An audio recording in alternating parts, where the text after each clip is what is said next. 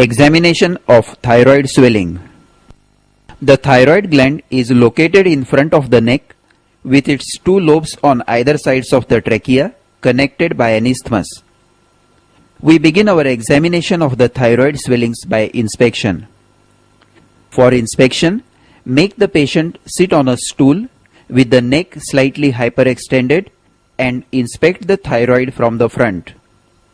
Asking the patient to swallow makes the thyroid more prominent for inspection. If the patient has a short and fat neck, ask the patient to clasp the hands over the occiput and push the head backwards against the resistance of the clasped hands. This is the Pizzillo's method to make the thyroid more prominent for inspection. First, note the size and shape of the swelling and its situation, whether it is on one side of the midline, in the midline, or whether it extends on both the sides. Measure the exact size in centimeters using a measuring tape. Now note the extent of the swelling, particularly the lateral border in relation to the sternomastoid and the lower border in relation to the suprasternal notch of the sternum. A thyroid swelling always lies deep to the sternomastoid muscles, as demonstrated here by contracting the sternomastoids. Then note whether the lower border ends above the suprasternal notch or it extends behind the suprasternal notch. Both the borders will be better appreciated if the patient is asked to make swallowing movements during the inspection. Next, inspect the surface of the swelling. A simple goiter and single nodules have a smooth surface, while a multinodular goiter has a nodular or bossellated surface. Note the bossellated surface of this large multinodular goiter in a young male patient. Then inspect the skin over the swelling and look for redness and edema suggestive of inflammation, scars of previous surgery, sinuses, and dilated veins. Note this transverse scar of previous thyroid surgery, which tells us that this is a recurrent thyroid swelling. And this is a sinus in the midline of the neck discharging mucus-like fluid. This is a thyroglossal fistula. Then watch the swelling for a few seconds quietly for pulsatility. Now ask the patient to swallow and look for an upward movement of the swelling. A thyroid swelling characteristically during deglutition, as it is enclosed in the pretracheal fascia, which is fixed to the thyroid cartilage. So when the superior constrictors of larynx pull the thyroid cartilage up during deglutition, the thyroid also moves up and down.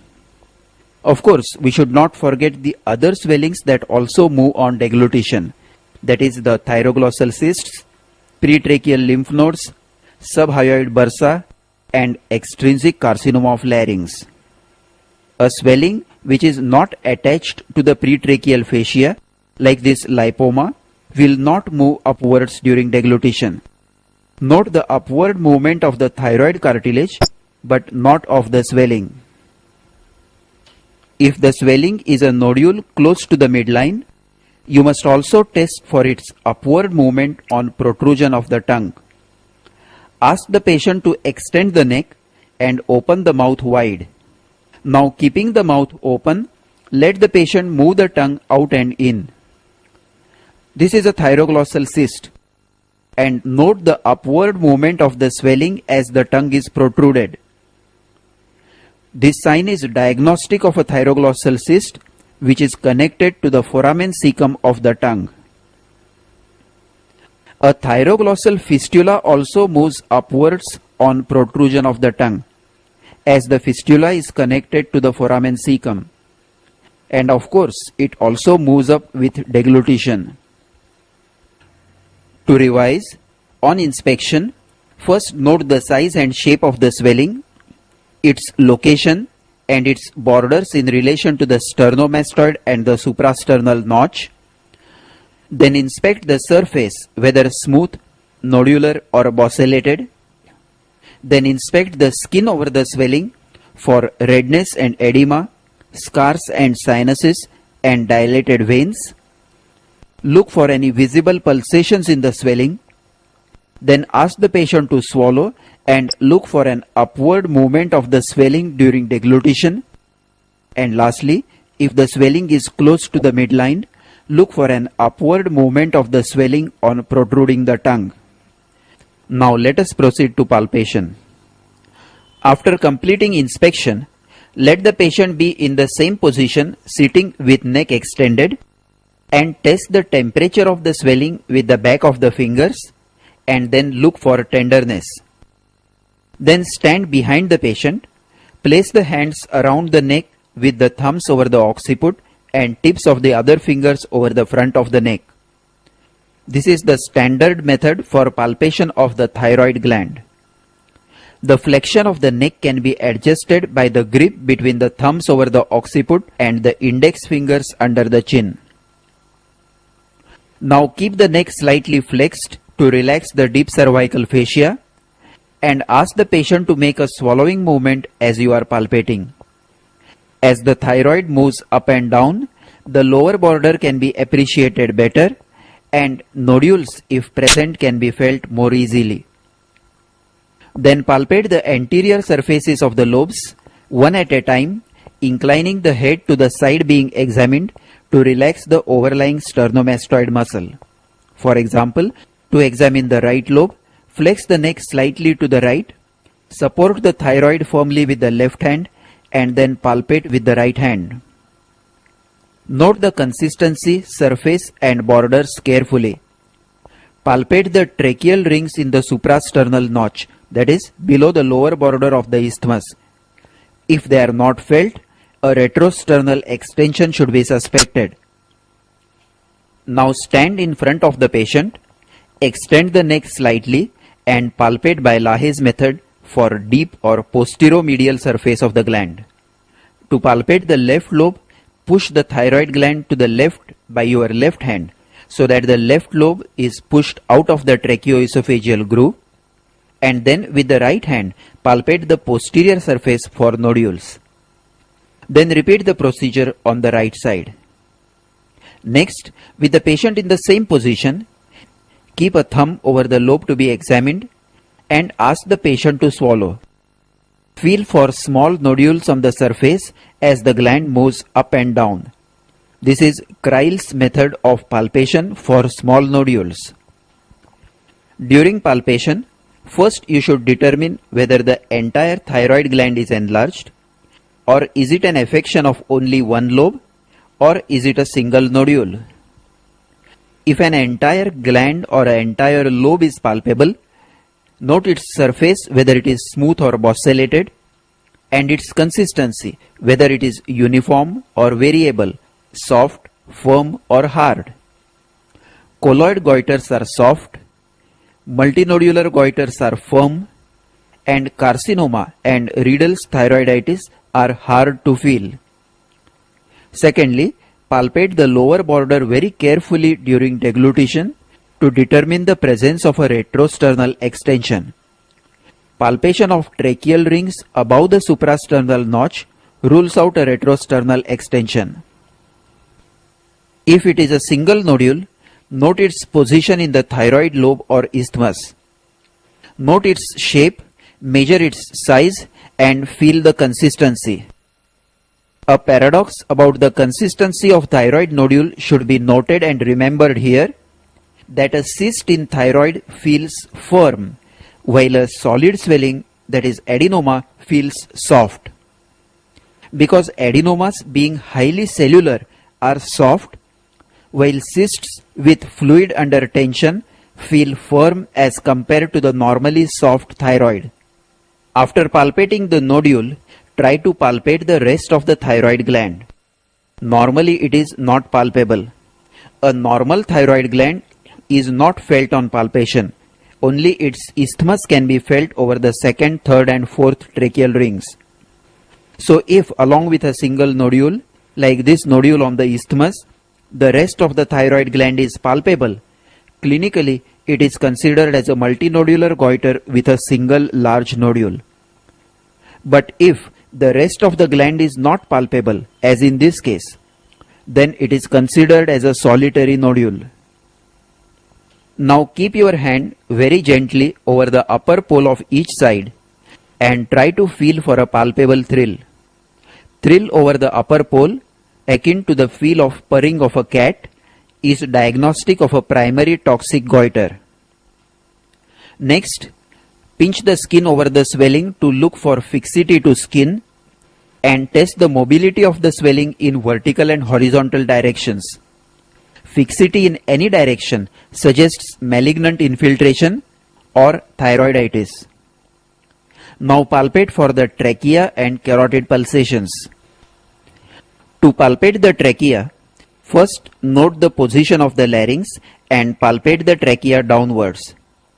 In this unilateral left-sided goiter, the trachea can be felt along its length and its displacement to the opposite side can be easily appreciated.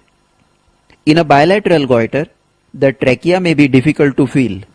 So note the position of the larynx and the position of the trachea over the suprasternal notch to get an approximate idea of the position of the trachea. Then perform the Cocker's test to rule out tracheal narrowing. Ask the patient to extend the neck and take heavy, deep breaths through open mouth. Now compress the swelling from both the sides. Appearance of stridor on slight compression of the lateral lobes indicates narrowing of the trachea, and this is a positive Cocker's test. Listen to the stridor on compression of the lateral lobes. This is typically seen in the scabbard trachea of large and long-standing multinodular goiters, where trachea is compressed from both the sides and becomes an antero-posterior slit like the scabbard of a sword. So lateral compression immediately produces obstruction and stridor. It may also be seen in a malignant thyroid infiltrating the trachea. Now palpate the carotid artery pulsations against the transverse process of the 6th cervical vertebra between the posterior border of thyroid and the sternomastoid. In a unilateral goiter, first palpate the normal side for normal feel of the carotid pulsation and then compare it with the affected side. If the goiter is large, the carotid sheath will be pushed backwards, but the pulsations will always be well felt in spite of the backward displacement in a benign goiter. But in a malignant goiter, the carotid pulsations may be felt weak or obliterated due to malignant infiltration of the carotid sheath. This is a positive Berry's sign, that is, obliteration of carotid pulsation in malignant thyroid. To revise, we palpate by the standard method, Lahaye's method and Kreil's method. Note on palpation the exact size and shape of the swelling and identify its borders. In particular, palpate the tracheal rings in the suprasternal notch to identify a retrosternal extension if any. Then note the surface and the consistency of the swelling and palpate carefully by Lahaye's method and Kreil's method for small nodules within the gland. In case of a single nodule, note whether the rest of the gland is palpable. Now look for a palpable thrill over the upper pole and for fixity to skin or deeper structures. Lastly, palpate the trachea and the carotids. Trace the trachea, look for deviation from the midline, and if goiter is large or bilateral, perform the Cocker's test. Lastly, palpate the carotids behind the posterior border of the swelling. Now let us proceed to percussion and auscultation. Percuss directly over the manubrium sterni or use a heavy percussion stroke. Normally the note is resonant due to air in the trachea behind the manubrium sterni. If the percussion note is dull, suspect a retrosternal extension of thyroid which descends between the trachea and the sternum and comes to lie between the manubrium sterni and the air column. Auscultation. Auscultate over the swelling, paying more attention at the upper poles for a systolic bruit. Bruit is diagnostic of primary toxic goiter and is due to markedly increased vascularity of the gland. Having completed the examination of the swelling and concluded that it is a thyroid swelling, now you should look specifically for signs of thyrotoxicosis, signs of myxedema, signs of retrosternal extension, and signs of metastasis.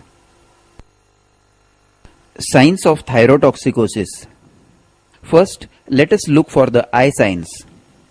Ask the patient sitting upright on a stool to look horizontally forwards towards a distant object at eye level.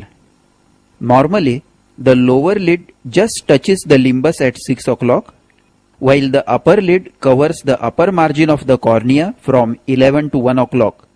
Limbus is the corneal margin. The early eye signs of thyrotoxicosis are lid retraction, lid lag, and infrequent blinking. The earliest eye sign to appear is the lid retraction with resultant widening of the palpebral fissure, also termed as Dalrymple's sign. Note here the lid retraction which is more prominent in the left eye. The upper lid is retracted due to tonic contraction of the involuntary part of the levator palpebrae superioris, thereby exposing a strip of white sclera above the superior limbus. This results in a typical staring and frightened look of a thyrotoxic patient. This is associated with infrequent and incomplete blinking of the eyes, termed as Stelzach's sign. Note how infrequently the patient blinks, and when she blinks, it is only partial. Now test for lid lag or von Graff's sign. With the left hand, fix the patient's head to prevent neck flexion or extension. Hold your right index finger in front of the patient's eye at a distance of 40 centimeters and asking the patient to follow the finger, move it upwards and downwards. When the patient looks downwards, the upper lid lags behind and a larger portion of the white sclera is exposed on looking down. This is a positive von Graff's sign. With further progress of thyrotoxicosis, there is actual bulging of the eyeballs due to retroorbital edema and fat deposition. This is termed as exophthalmos. Ask the patient to stare horizontally forwards, and a strip of white sclera is visible between the inferior limbus and the lower eyelid. This has nothing to do with the upper lid retraction, and it is due to actual forward bulging of the eyeball, that is exophthalmos. Now to note the amount or degree of exophthalmos, examine the eyes by Nafziger's method. Stand behind the patient. Tilt the head of the patient backwards to observe the eyes in supraorbital plane. The actual protrusion of the eyeballs beyond the supraorbital ridges can be appreciated in this position. Normally, the eyes do not project beyond the supraorbital ridges. Now ask the patient to look upwards with head tilted slightly downwards. Look for the transverse wrinkles over the forehead which are seen in a normal individual in this position. Absence of wrinkling of forehead in thyrotoxicosis is positive Geoffroy's sign. If the exophthalmos is limited to one eye, it has to be differentiated from proptosis due to an intraorbital mass. Ask the patient to look downwards and evert the upper eyelid. The eversion is difficult or impossible in exophthalmos due to thyrotoxicosis, while in a case of intraorbital mass, eversion is possible even with very marked proptosis. This is the Gifford sign. Now test convergence by holding your finger at a distance of 1 meter from the eyes and asking the patient to stare at it. Now bring it slowly towards the midpoint between the eyebrows. The patient cannot converge the eyes in exophthalmos. This is a positive Mobius sign. Convergence is slow, jerky and incomplete. With progressive exophthalmos, there is further bulging of the eyeballs with conjunctival congestion and edema. In a later stage, there are corneal ulcers, diminished vision and ophthalmoplegia or restriction of the eyeball movements. To revise, look for lid retraction, lid lag and infrequent blinking.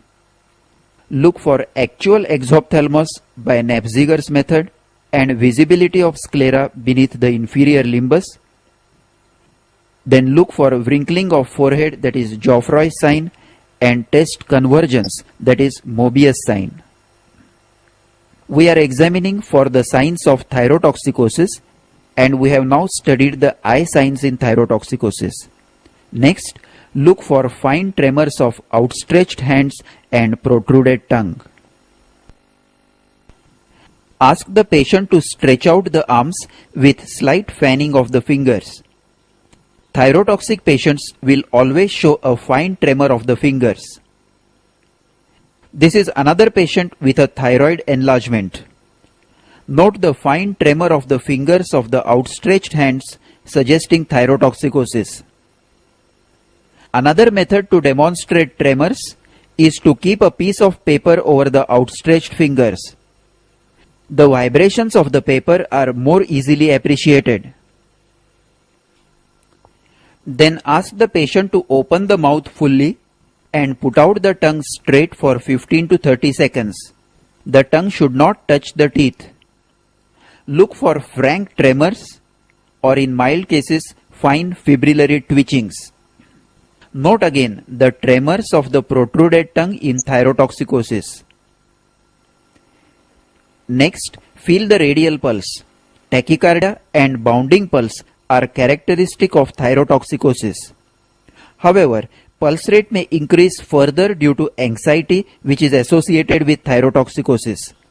So, to judge the degree of thyrotoxicosis, you must count the sleeping pulse rate, which is counted early morning around 4 am, that is before the patient wakes up, without disturbing the sleep.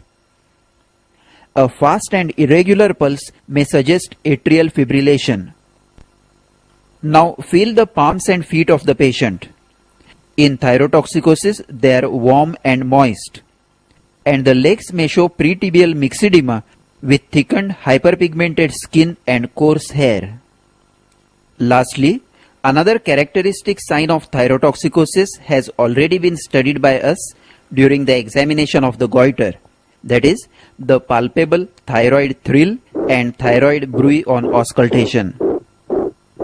Let us remember here that in primary thyrotoxicosis, the eye signs and tremors are more prominent, while in secondary thyrotoxicosis, cardiac signs are more prominent with tachycardia, cardiomegaly, atrial fibrillation or congestive cardiac failure. In secondary thyrotoxicosis, the tremors are less prominent and eye signs and exophthalmos are not seen. Signs of myxedema. If there are no signs of thyrotoxicosis, look for signs of myxedema. Is the voice hoarse? Is there edema of the face and legs? Does the patient feel lethargic? And look for the diagnostic clinical sign, that is delayed relaxation of the deep reflexes. Test the ankle jerk and the knee jerk. Note the typical myxedema faces with edema and dry, coarse skin, and listen to the characteristic slow, hoarse voice. Now note the slow relaxation phase of this ankle jerk.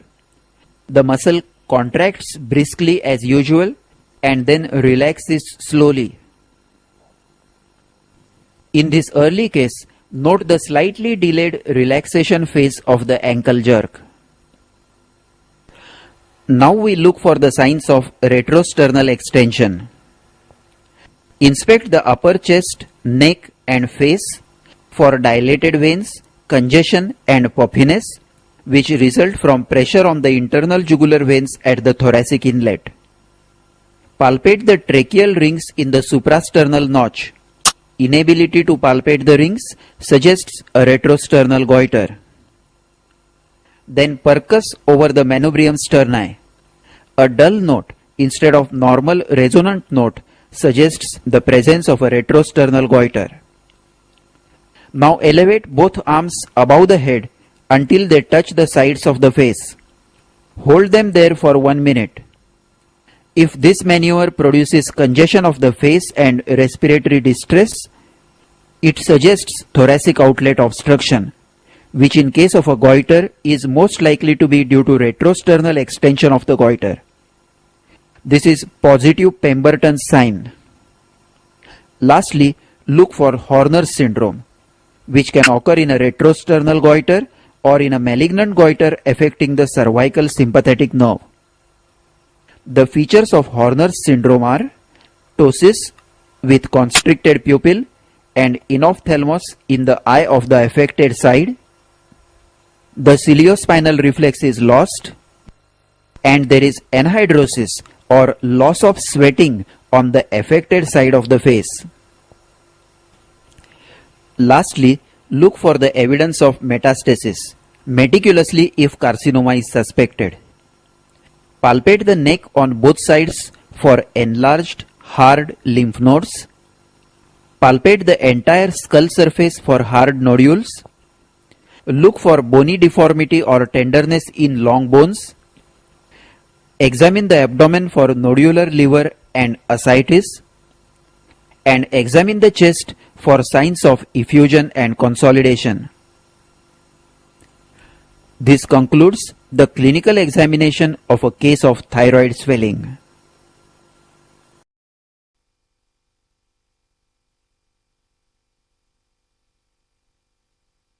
Let us examine this young lady with swelling of the anterior aspect of the neck, which is present since 10 years. On inspection of the neck, you should inspect the neck from the front. On inspection, we can see a swelling on the anterior aspect of the neck about 10 into 6 centimeters, extending from the upper border of the thyroid cartilage to suprasternal notch and horizontally from the anterior border of the left sternocleidomastoid to posterior border of the right sternocleidomastoid. Surface appears nodular. You can see some nodules here. Though visible veins are present, there is no engorgement of veins. Swelling is moving upwards with deglutition, and the lower border can be well made out. Trachea is not seen here, but the larynx appears to be central. You can also observe the position of the patient here. It is called the Pizzolo's method of examination. The hands are placed behind the head and the patient is asked to push her head backwards against her clasped hands on the occiput. Coming to the palpation, the thyroid gland is palpated from behind. As said, the neck, when you are examining, it's better to palpate from behind. With the patient's neck slightly flexed, the palmar aspect of the four fingers of each hand are placed on each lobe and isthmus. Assess the size, shape, extent, nodularity, consistency of the nodules and the lower border. Look for any enlarged lymph nodes in the neck.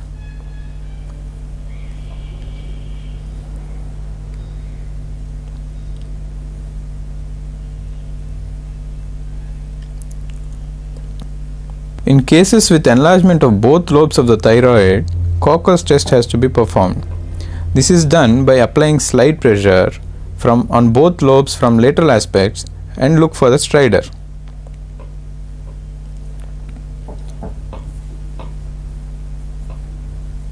Apply pressure from front, standing in front of the patient, and apply pressure laterally and look for stridor. Test will be positive if stridor is present, which indicates trachea is collapsing on losing the support from the thyroid. Lahey's method of examination is done in two ways, using fist or the fingers. Idea is to push and rotate the trachea outwards and laterally so that the posterior-medial surface of the opposite lobe is made more prominent and any nodules within it can be made out. This test will be useful to differentiate a solitary nodule from multinodular goiter. Next, palpate for the carotids. Use the thumb and put some pressure with thumb over the carotids at the level of C6 vertebra along the anterior border of the sternocleidomastoid. But as the gland is enlarged here up to thyroid cartilage, you cannot palpate the common carotid against C6 in this patient. So at the level of the thyroid cartilage itself, go to the anterior border of the sternocleidomastoid and feel the external carotid pulse. In large goiters, carotid pulsations can be felt posteriorly. They are present on this side, present on this side also. The pulse will be absent in cases of malignancy with carotid infiltration. Then it is called Berry sign positive. To know the plane of the swelling, chin test can be done, as it is a bilateral enlargement here. Ask the patient to flex the neck against resistance offered by you with your hand at the chin and look for the swelling becoming less prominent. It is becoming less prominent here as it is deeper to the sternocleidomastoid. If it is a unilateral swelling, contract one sternocleidomastoid by asking the patient to turn to the opposite side against the resistance offered by examiner's hand. Confirm the position of the trachea. The method of examination is by placing index and ring fingers on the sternoclavicular joints on both sides and run the middle finger along the trachea from larynx. If the finger reaches the center of the line joining the fingers, trachea is central. If it goes closer to any one side, it indicates the tracheal shift to that side. Here it is not possible as trachea cannot be palpated.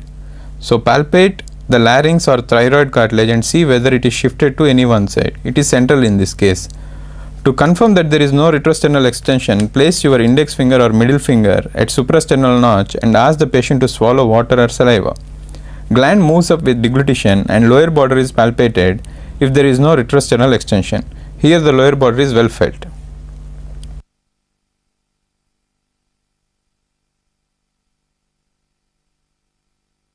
Percussion is done over the manubrium sterni with percussing finger and movement at the wrist. It will be dull in cases of retrosternal extension. If retrosternal extension is still suspected, Pemberton's sign is elicited. Thoracic inlet is narrowed by asking the patient to lift the arms above the shoulder joint, neck extended, and patient is asked to take a deep breath and hold it. You don't have to do this if lower pole is well made out, lower border is well made out above the suprasternal notch. If there is a retrosternal extension, there will be engorgement of all the neck veins and flushing of the face. Then it is called a positive Pemberton sign. Auscultate the superior pole of the thyroid for bruit. In thyroid toxicosis, especially primary type, bruit is heard due to increased vascularity. Superior pole is chosen because the superior thyroid artery is quite superficial here and that it is a direct branch of the external carotid. In every case of thyroid, look for signs of thyrotoxicosis, that is loss of hair, eye signs, exophthalmos, lid retraction, ophthalmoplegia, tongue tremors, and the tremors in the hand. In the hand, look for the pulse, warm wet palms and clubbing. Check the pulse for tachycardia, irregular pulse and collapsing pulse. To examine for collapsing pulse, put a hand over the forearm and one on the pulse. Lift the patient's hand over the level of the heart.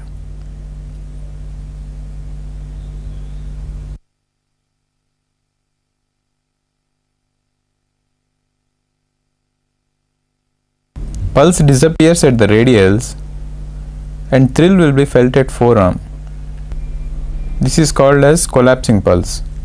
To look for tremors in the hand in thyrotoxicosis, ask the patient to straight out the arms in front and spread the fingers. Fine tremor will be elicited at the fingers in almost all the cases of primary thyrotoxicosis. If you cannot appreciate it, switch off the fan and place a sheet of paper on these outstretched fingers. This will help to appreciate it better. In the legs, look for pretibial myxedema and ankle edema.